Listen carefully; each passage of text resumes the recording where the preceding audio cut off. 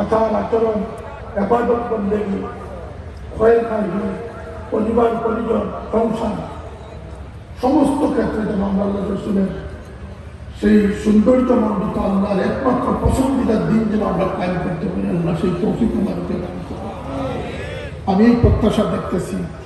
আজকের দিনে শাহজালালের উত্তরসূরি খুঁজে পাওয়া মুশকিল। আমি আঞ্জুমানে আল ইসলামের মধ্যে শাহজালালের উত্তরসূরি খুঁজে পেয়েছি। আমি কোনো আবেগের কথা বলতেছি না। সাহেব কিবলার ইসালে সব মহফিল, এর চেয়ে যদি 10 গুণ বেশি মানুষ একত্রিত হন, সাহেব কিবলার মর্তবা আমরা তার জন্য সব রেসানি করব, কিন্তু তাকে বড় বলে আমরা বড় বানাতে পারবো না। তার বড়ত্ব কতটুকু সেটা আল্লাহ পাকই জানেন। কারণ তিনি যে শেড তৈরি করেছিলেন, একটা বাল্ব কত দূর আলো যাবে, কত বৎসর ব্যাপী সেই খেদমত অব্যাহত থাকবে, এটি নির্ভর করতেছে যিনি মুক্তদা